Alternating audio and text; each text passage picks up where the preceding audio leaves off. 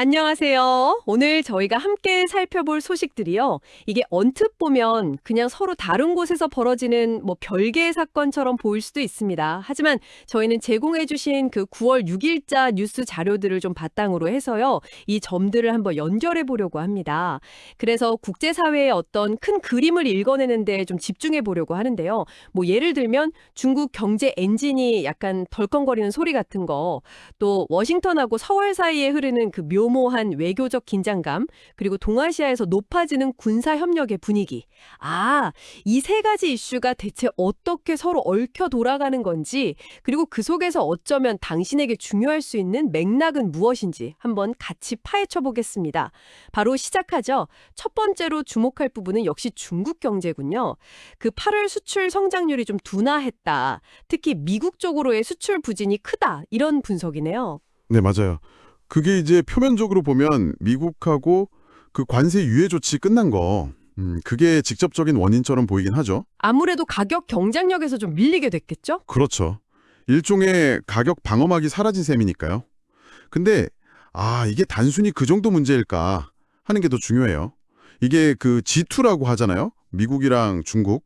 이 두 나라 무역 갈등이 그냥 수치 좀 바뀌는 걸 넘어서 좀 더 구조적인 문제로 심화되는 신호 아니냐. 이렇게 볼 수도 있다는 거죠. 구조적인 문제요. 단순히 관세 몇 퍼센트 오르고 내리고 이게 아니라는 거군요. 네, 맞습니다. 예전에는 세계의 공장 이러면서 중국 영향력이 거의 절대적이었잖아요. 그랬죠. 근데 그 위상 자체가 좀 흔들리는 걸 수도 있다. 이런 거죠. 그럼 그 세계의 공장이라는 지위 자체가 변하고 있다. 이렇게 봐야 하나요? 네, 그렇게 볼 수 있습니다. 중국 수출이 둔화하는 건 이제 중국만의 문제가 아니에요. 중국의 원자재 공급하던 나라들부터 시작해서 거기서 중간재 받아서 조립하던 다른 아시아 국가들, 또 최종 소비재 수입하던 전 세계 시장까지 이게 다 연쇄적으로 영향을 받는 거죠.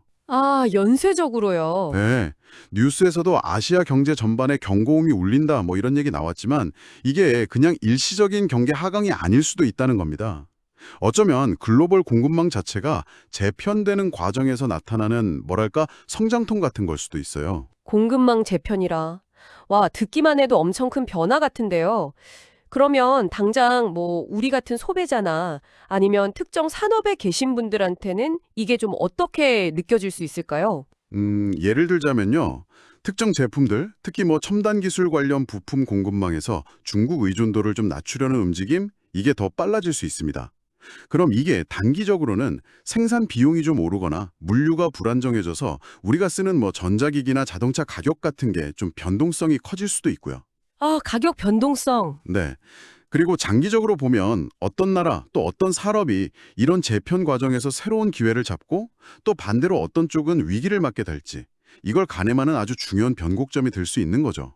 그러니까 당신의 비즈니스나 투자 관점에서도 이 흐름을 놓치지 않는 게 중요해 보입니다. 특히 이 경제 지표 하나하나가 우리 삶하고도 이렇게 연결될 수 있구나. 다시 한번 생각하게 되네요. 자, 이런 경제적 긴장감이 흐르는 와중에 이번에는 미국하고 한국 사이에서 약간 좀 예상치 못한 외교적 마찰음이 들려오고 있어요. 미국 정부가 그 조지아주 현대차 배터리 공장 건설 현장에서 있었던 이민법 관련 단속 영상하고 사진을 공개했는데요. 우리 정부가 여기에 대해서 이례적으로 아주 강한 유감을 표명했다는 소식입니다. 네, 이 사안은 딱 보면 그냥 법 집행 과정에서 정보를 공개한 것처럼 보일 수 있지만 이면에 깔린 맥락, 특히 공개한 시점이 좀 핵심인 것 같아요. 그렇죠. 왜 하필 지금이냐. 네, 한국 외교부에서도 매우 유감스럽다는 표현까지 써가면서 공식적으로 문제를 제기했잖아요. 이건 단순한 행정 절차 이상의 의미가 있다. 뭔가 다른 뜻이 있다고 판단했기 때문일 겁니다. 맞아요. 이미 시간이 꽤 지난 단속건에 대한 자료인데 이걸 왜 하필 지금 공개했을까? 이 부분이 제일 큰 의문이죠. 단순히 투명성을 위해서다라고 보기에는 좀 석연치 않은 구석이 있어 보여요. 그렇죠. 혹시 다른 현안 같은 거랑 좀 연관지어서 해석해 볼 여지는 없을까요? 충분히 가능한 시나리오 중 하나죠. 국제 외교 무대에서는요, 정보 공개 그 자체가 하나의 메시지 혹은 카드가 될 수 있거든요.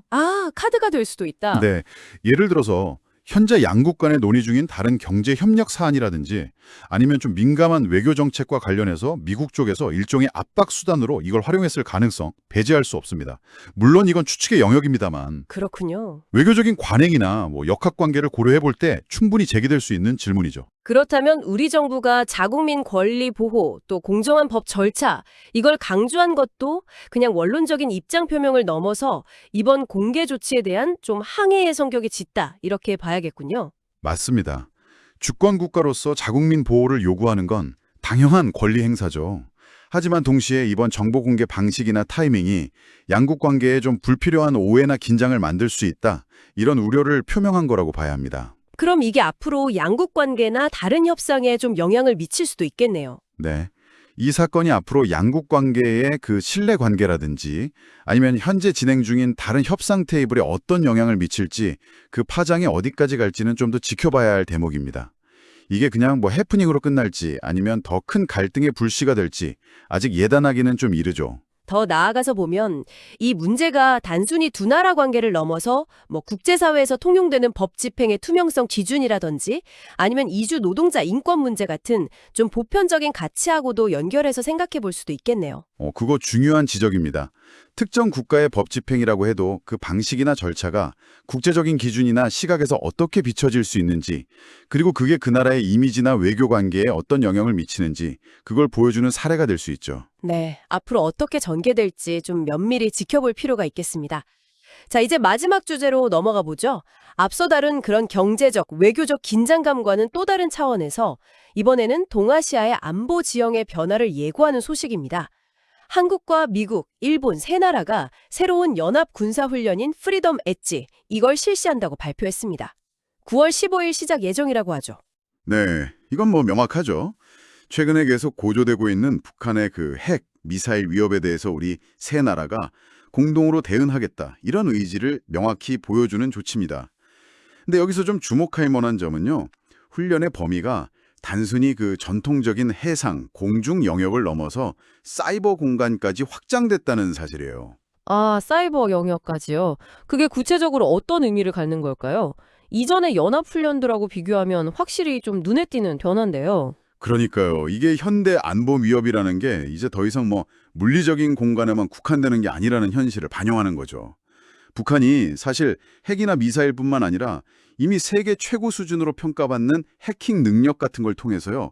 금융 시스템 교란이라든지 주요 기반 시설 공격, 정보 탈취 같은 이런 비대칭적인 방식으로 위협을 가하고 있잖아요. 그렇죠. 그런 사례들이 있었죠. 네. 따라서 프리덤 에지의 사이버전 대응 훈련이 포함됐다는 건 3국이 이런 다층적인 위협을 매우 심각하게 인식하고 있다. 그리고 이에 대한 통합적인 방어 및 반격 역량을 실질적으로 강화하겠다. 이런 아주 강력한 시그널로 해석할 수 있습니다. 단순히 군사력을 과시하는 차원을 넘어서 실제적인 위협 시나리오에 기반한 방어 태세를 진짜 구축하겠다. 이런 거군요. 바로 그거죠. 그러면 이 훈련이 가져올 파장은 어떻게 예상해 볼 수 있을까요? 북한에 대한 억제 효과는 분명히 있을 텐데요. 물론이죠. 북한을 향해서는 도발에는 대가가 따를 것이다 라는 아주 분명하고 강력한 경고 메시지가 될 겁니다. 세 나라의 군사적 공조가 이전보다 훨씬 구체화되고 단단해졌다는 걸 보여주는 거니까요. 하지만 동시에 이러한 삼각 안보 협력 강화는 글쎄요, 중국이나 러시아 같은 영내 다른 강대국들에게는 좀 달갑지 않은 소식일 수 있습니다. 아, 그렇죠. 자기들을 겨냥한 포위망 구축이다. 이렇게 해석할 수도 있겠네요. 네, 충분히 그럴 여지가 있죠. 그렇다면 이 훈련이 오히려 동북아시아의 군사적 긴장을 더 고조시키는 결과를 낳을 수도 있다. 이런 우려도 나올 수 있겠는데요. 네, 그런 시각도 충분히 존재합니다. 따라서 프리덤 에즈 훈련의 의미는 단순히 북한 위협 대응이라는 차원을 넘어서요. 동북아 전체의 지정학적 균형추에 어떤 영향을 미칠지, 그리고 주변국들의 반응이 또 다른 연쇄작용을 일으키지는 않을지 이걸 좀 종합적으로 살펴봐야 합니다. 어쩌면 이 훈련은 동북아시아의 새로운 안보 질서가 형성되는 과정에 중요한 이정표가 될 수도 있습니다. 이 변화의 방향과 속도를 좀 주의 깊게 관찰하는 것이 중요하죠. 네, 오늘 저희는 중국의 수출 동력 약화, 또 미국과 한국 간의 외교적 신경전, 그리고 한미일 3국의 안보 협력 강화라는 세 가지 소식을 좀 깊이 있게 들여다봤습니다. 이 뉴스들을 이렇게 하나하나 떼어놓고 보면 각각 뭐 경제, 외교, 안보 이렇게 다른 영역의 이야기 같은데요. 이렇게 모아놓고 보니까 뭔가 좀 보이지 않는 끈으로 연결되어 있다는 느낌이 강하게 드네요. 바로 그 점이 오늘 저희가 나눈 이야기의 핵심입니다. 국제사회는 마치 그 복잡한 그물망처럼 경제, 외교, 안보가 서로 아주 긴밀하게 얽혀서 영향을 주고받거든요. 예를 들어서 첫 번째로 다룬 그 미중 무역 갈등 심화가 단순히 경제 문제로 끝나지 않고요. 두 번째 뉴스에서 봤던 것처럼 동맹국과의 관계, 그러니까 한미 외교 마찰 가능성에 묘묘한 영향을 미치거나 혹은 세 번째 뉴스처럼 특정 지역의 안보 구도 재편, 즉 한미일 훈련을 가속화하는 어떤 배경으로 작용할 수도 있는 거죠. 아, 그러니까 경제적인 압력이 외교적인 수단으로 활용되기도 하고 또 반대로 안보 불안정이 경제 협력의 발목을 잡기도 하고 그런 상호작용이 계속 일어난다 이런 말씀이시군요. 그렇습니다. 오늘 살펴본 뉴스들은 바로 그런 복잡한 역학관계의 단면들을 보여주는 아주 좋은 사례들이에요. 당신이 제공해 주신 이 자료들을 통해서 드러난 핵심 동향들을 파악하는 것은요. 앞으로 펼쳐질 국제정세의 큰 흐름을 예측하고 그곳이 혹시 당신의 관심 분야나 삶에 어떤 방식으로 영향을 미칠 수 있을지 가늠해 보는 데 중요한 실마리가 될 수 있습니다. 단순히 뉴스 헤드라인만 소비하는 걸 넘어서 그 이면에 숨겨진 연결고리하고 맥락을 읽어내는 시각이 필요한 이유죠. 네, 사건 하나하나에 이렇게 매몰되기보다는 그 사건들이 모여서 만드는 더 큰 그림을 보려는 노력이 중요하겠네요. 오늘 저희와 함께 이 흥미로운 연결고리들을 탐색해 주셔서 정말 감사합니다. 짧은 시간이었지만 세상을 바라보는 당신의 시야가 조금 더 넓어지는 계기가 되었기를 바랍니다. 마지막으로 오늘 나눈 이야기들을 바탕으로 당신 스스로에게 한번 던져볼 만한 질문을 하나 남겨드리고 싶습니다.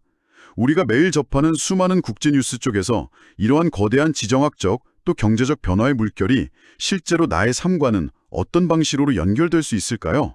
어쩌면 지금은 잘 보이지 않는 그 연결고리가 미래의 당신에게는 예상치 못한 기회 혹은 또 도전으로 다가올 수도 있지 않을까요? 이 거시적인 사건들 속에 숨겨진 당신만의 미시적인 의미를 한번 탐색해 보시는 건 어떨까 제안하면서 마무리하겠습니다.